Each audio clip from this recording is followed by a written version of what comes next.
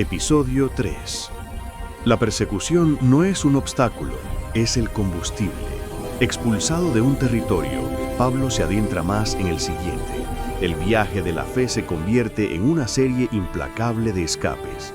Pero mientras Pablo funda iglesias a lo largo de Asia Menor, surge una nueva amenaza, no de los romanos o los judíos, sino de aquellos que insisten en que la fe debe ganarse. La batalla por la gracia está a punto de desatarse. Llenos de gozo a pesar de la expulsión de Pisidia, Pablo y Bernabé llegan a Iconio. De nuevo entran en la sinagoga. El patrón se repite primero la bienvenida de algunos, luego la división violenta entre los líderes. Durante un largo tiempo predican audazmente, confirmando su mensaje con señales y prodigios. La ciudad de Iconio se divide en dos facciones irreconciliables. Una se pone del lado de los judíos incrédulos y otra del lado de los apóstoles. El conflicto llega a un punto de no retorno cuando los líderes de la ciudad, junto con judíos y gentiles, se confabulan para maltratarlos y apedrearlos. Advertidos del complot, los apóstoles huyen rápidamente a las ciudades de Listra y Derbe, en la región de Licaonia. Una vez más, la predicación es sinónimo de peligro de muerte. La geografía del primer viaje de Pablo no es una ruta turística, sino un mapa de supervivencia. En Listra, el ministerio toma un giro inesperado. Pablo encuentra a un hombre que había sido lisiado desde el nacimiento y nunca había caminado. Pablo, mirando fijamente al hombre con una fe profunda, le ordena: «Levántate derecho sobre tus pies». El hombre salta y camina.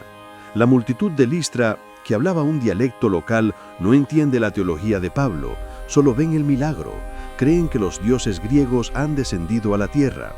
Llaman a Bernabé Zeus y a Pablo Hermes, el mensajero, a causa de que él era el que hablaba. El sacerdote de Zeus trae guirnaldas y toros para ofrecerle sacrificios. Los apóstoles reaccionan con desesperación. Rasgando sus ropas, una señal del horror religioso, corren hacia la multitud gritando: «¿Por qué hacéis estas cosas? Nosotros también somos hombres sujetos a las mismas pasiones que vosotros».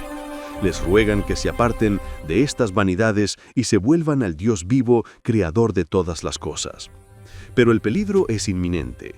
Desde las ciudades que acababan de huir, Antioquía y Iconio, llegan agitadores judíos. Estos hombres persuaden a las multitudes con rumores maliciosos. El mismo gentío que segundos antes quería adorar a Pablo, ahora lo ve como un enemigo. La opinión popular es tan volátil como el viento del desierto. El resultado es brutal.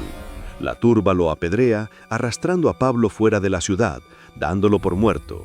El hombre que presenció el martirio de Esteban ahora experimenta su propia lapidación.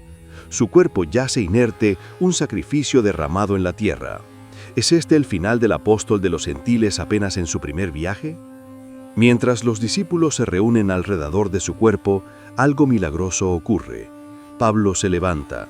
Las escrituras no dan detalles médicos, solo el hecho de él se levanta. Al día siguiente, con una determinación inquebrantable, viajan a Derbe, la última ciudad de su ruta en el sureste de Asia Menor. En lugar de tomar la ruta más fácil para regresar a Antioquía, Pablo y Bernabé demuestran un valor inaudito. Deciden recorrer el camino de vuelta a Listra, a Iconio y Antioquía de Pisidia, las mismas ciudades donde acababan de ser perseguidos y apedreados. Su objetivo es simple y vital: fortalecer el ánimo de los discípulos y nombrar ancianos en cada iglesia. Les advierten: es necesario que a través de muchas tribulaciones entremos en el reino de Dios. La fe de Pablo no promete comodidad, promete la corona, pero solo después de la batalla. Finalmente, después de 4 años de viaje, regresan a Antioquía de Siria, el punto de partida. Reunidos con la iglesia que los había enviado, relatan todo lo que Dios había hecho a través de ellos y cómo había abierto a los gentiles la puerta de la fe. La iglesia se regocija. El gozo es efímero. Hombres de Judea descienden a Antioquía y comienzan a predicar una teología peligrosa. Si no os circuncidáis conforme al rito de Moisés, no podéis ser salvos. Esto es un ataque directo al corazón del Evangelio de Pablo, la justificación por gracia a través de la fe y no por las obras de la ley. El conflicto es tan severo que Pablo y Bernabé son comisionados para ir a Jerusalén y consultar con los apóstoles y ancianos. Es la crisis más grande en la historia temprana de la Iglesia.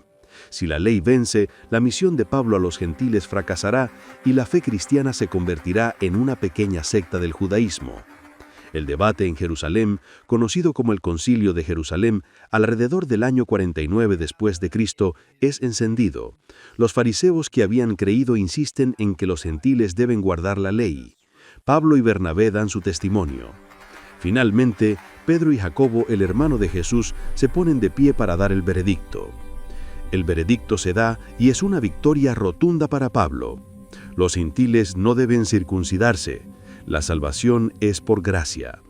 Pero al regresar a Antioquía, un nuevo conflicto personal estalla, uno que rompe lazos de años.